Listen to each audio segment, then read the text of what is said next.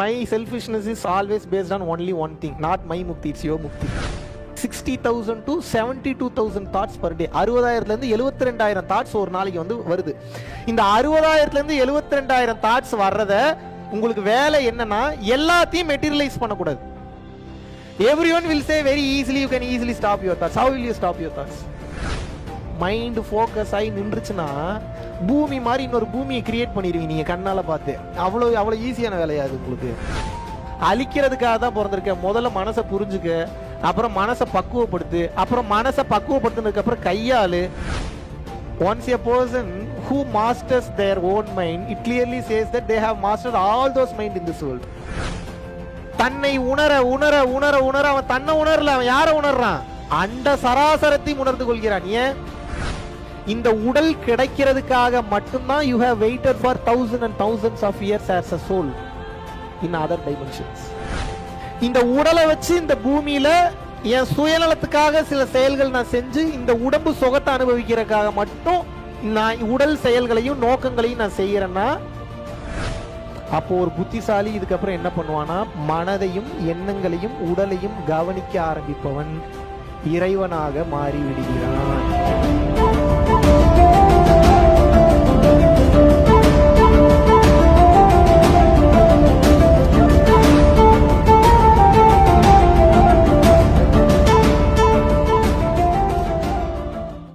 குருவே சரணம். என் பேர் சுகுமாரன். சின்ன வயசுலேருந்து ஆன்மீக தேடல் ரொம்ப நிறையாவே இருந்துச்சு. தச்சலாக ஒரு குருவோட தொடர்பு கிடைச்சி அந்த குருவுக்கிட்ட நான் தீட்சை பெற்று ஒரு 20 வருட காலமாக நான் தியானம் பண்ணேன்.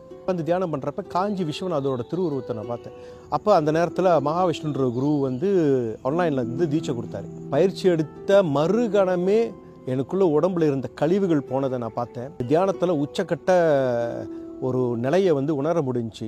இது இன்னும் மேலும் மேலும் நான் இன்னும் அடுத்த கட்டத்துக்கு போகிறதுக்கு தூண்டுகோலாக இருந்தது.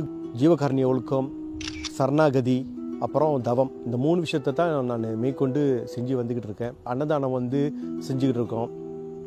முடிஞ்ச அளவுக்கு நிறைய பேர்த்துக்கு அன்னதானமாக செஞ்சுக்கிட்டு இருக்கோம். இன்னும் நிறைய விஷயங்கள்லாம் செஞ்சுக்கிட்டு இருக்கிறோம். இதுக்கு எல்லாமே காரணம் இந்த பரப்பொருள் யோகம் தான். இது எல்லாருக்கும் இது போய் சேரணும். குருவே சரணம். கண்ணுக்கு முன்னாடி தெரியறத மட்டும்தான் உண்மைன்னு நினைச்சிட்டு இருக்கிறீங்க. ஆனா கண்ணுக்கு தெரியாம இருக்கிறது தான் கண்ணுக்கு தெரியற எல்லாத்தையும் ஆட்டி படைச்சிட்டு இருக்கு. உங்களுக்கு அந்த கண்ணுக்கு தெரியாது, கண்ணுக்கு தெரியல. தெரியாதனால கண்ணுக்கு தெரியறது மட்டும்தான் உண்மைன்னு நினைச்சு வாழ்ந்துகிட்டு இருக்கீங்க. We should start our life towards liberation. இதுதான் இப்ப பேச வந்திருக்கேன். Why I am talking this much a lot? See, my selfishness is always based on only one thing, not my mukti, it's your mukti. Whenever you witness the thoughts, you will become more powerful. Do you know why? Whenever you are witnessing, it clearly says that you, which means the soul, you, the soul, witnessing the thoughts, எண்ணங்கள், ஆன்மா எண்ணங்களை கவனித்துக் கொண்டிருக்கிறது, which is clearly saying that you are a soul, you are not a mind. So when you start yourself to witness your thoughts, which is actually automatically arising inside you, 60,000 to 72,000 thoughts per day. 60,000 72,000 thoughts ஒரு நாளைக்கு வருது. இந்த 60,000 72,000 thoughts வர்றத உங்களுக்கு வேலை என்னன்னா எல்லாத்தையும் materialise பண்ணக்கூடாது. You shouldn't materialize everything, because the more thoughts you take it as a materializing thing in this physical reality, it will take more time, more money, more energy. Do you really need that?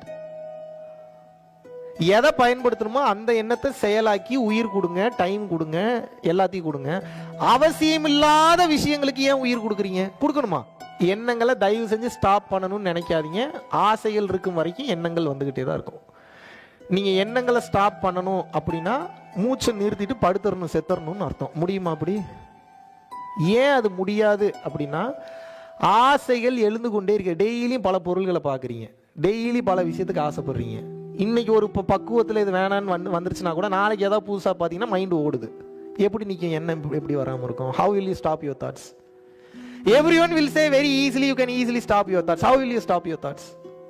The main way and the only way to stop your mind and stop your thoughts is understand your mind first. Simple. What should you do? நீங்கள் உங்கள் மனதை முதலில் புரிந்து கொள்ளுங்கள். தேவையில்லாத எண்ணங்கள் வருவது தானாகவே கொஞ்சம் கொஞ்சமாக குறைந்துவிடும். What is the whole process of the all kind of meditations in this world? But the problem is, in the starting stage you cannot stop your mind. சண்டை போடுவீங்க, கடுப்பாகும், டென்ஷனாக இருக்கும், என்னடா மைண்டு ஒரு ஃபோக்கஸே ஆக மாட்டேங்குன்னு தெரியும். அது எப்படி ஆகும்? மைண்டு ஃபோக்கஸ் ஆகி நின்றுச்சுன்னா பூமி மாதிரி இன்னொரு பூமியை கிரியேட் பண்ணிடுவீங்க நீங்கள் கண்ணால் பார்த்து. அவ்வளோ ஈஸியான வேலையாது உங்களுக்கு.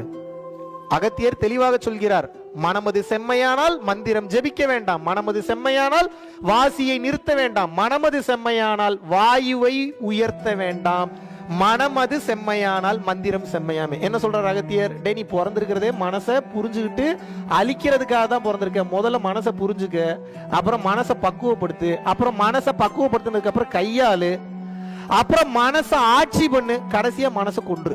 எவ்வளவு பெரிய ப்ராசஸ் இது. You can do the miracles and magics and all. Once a person who masters their own mind, it clearly says that they have mastered all those mind in this world. Do you know why? Because those who mastered themselves, it means that they mastered everyone. Because same like this body, each and every body is working. So once a person come to know how this body is getting work, it is very very easy that how I can easily observe and analyze other person how they are working. தன்னை அறிபவன் உலகத்தை அறிந்து விடுவான். ஏன் சொல்றாங்கன்னு இப்ப புரியுதா உங்களுக்கு?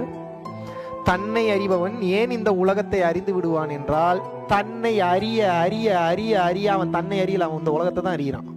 தன்னை உணர உணர உணர உணர அவன் தன்னை உணரல, அவன் யாரை உணர்றான்? அண்ட சராசரத்தை உணர்ந்து கொள்கிறான். ஏன்? உங்களுக்கு புரியுற மாதிரி சொல்கிறேன். இப்போ நீங்கள் வரீங்க, வந்த உடனே வந்து பார்த்தீங்கன்னா ஒரு பொருள் உங்கள்கிட்ட வந்து ஒருத்தர் வந்து கேட்குறாரு, இந்த இருங்க எடுத்துறேன்னு சொல்லிட்டு திரும்பி அந்த பொருள் எடுத்து கொடுக்குறீங்க, வாங்கினோடனே சிரிச்சுட்டு தேங்க்ஸ் சொல்லிட்டு போயிடுறாரு.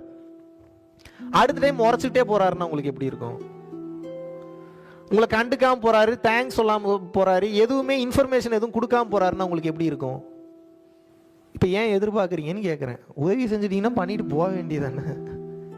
இது ஒருத்தர் உங்களுக்கு அக்னாலேஜ் பண்ணணுமா? இல்லை சார், இவ்வளோ கஷ்டப்பட்டு என் டைமை ஸ்பெண்ட் பண்ணி. யார் டைமை யார் ஸ்பெண்ட் பண்ணுறது? உலகம் சார்ந்த ரகசியங்களை பெரிய லெவலில் அச்சீவ் பண்ணணும்னா first we should know about the mind. முதல்ல உடல்னா என்னன்னு தெரிஞ்சுக்கிறீங்க, அப்புறம் மனம்னா என்னன்னு தெரிஞ்சுக்கிறீங்க, அப்புறம் ஆன்மானா என்னன்னு தெரிஞ்சுக்க போறீங்க. ஓகே, இந்த செஷனோட சிம்பிளிஃபைடு வெர்ஷன் இந்த உடல் மனம் ஆன்மானா என்னன்றதை இப்போ புரிய வச்சிடறேன். ஓகே, உடல் என்றால் என்னன்னா, இது ஒரு கொள்கலன், இது ஒரு கண்டெய்னர் ஆர் வெஹிக்கிள். இப்போ நீங்க என்ன பண்றீங்க அப்படின்னா, இந்த கொள்கலன் இருக்கு தெரியுமா, இந்த உடம்பை வச்சுதான் எதையுமே இந்த பூமியில பண்ண முடியும். இந்த உடம்பு இல்லைன்னா பண்ண முடியாது. இந்த உடல் இந்த பூமியில இந்த உடல் கிடைக்கிறதுக்காக மட்டும்தான் you have waited for thousands and thousands of years as a soul in other dimensions. There are many scientific proofs that is clearly saying that the reincarnation is true. There are many western side concepts, many western writers, and the scientists itself proved clearly that the reincarnation is true. Now you should know your body first, and then your mind, then and finally your soul. The body is the main. உங்களது உடல் மட்டும்தான் இந்த உலகத்தில் இயங்குவதற்கு அவசியமான ஒன்று. இந்த உடலை வைத்து எப்போது நீங்கள் மிக தெளிவாக இயங்க ஆரம்பிக்கிறீர்களோ மனம் என்பது புரியும். சரி, உடலை வச்சு என்ன பண்ணலாம்? உடலை வைத்து பாவமும் சேர்க்கலாம், புண்ணியமும் சேர்க்கலாம். தெளிவா புரிஞ்சுங்க. உடலை வச்சு என்ன பண்ணலாம்? We can do the good deeds and bad deeds through the body.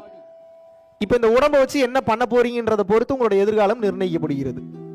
இந்த உடலை வச்சு இந்த பூமியில என் சுயநலத்துக்காக சில செயல்கள் நான் செஞ்சு இந்த உடம்பு சுகத்தை அனுபவிக்கிறதுக்காக மட்டும் நான் உடல் செயல்களையும் நோக்கங்களையும் நான் செய்யறேன்னா, it will accumulate the karmas. Do you know what is called karma? The intention behind the action is called karma. உங்கள் செயலின் பின்னால் உள்ள அந்த நோக்கம் கர்மாவை தீர்மானிக்கிறது. இவ்வளவுதான், சிம்பிளா புரிஞ்சுங்க. நியூட்டன்ஸ் தேர்ட் லா என்ன சொல்லுது? There is an equivalent reaction for each and every action. அப்போ ஒரு புத்திசாலி இதுக்கப்புறம் என்ன பண்ணுவானா, by having this body, it is not a blessing actually.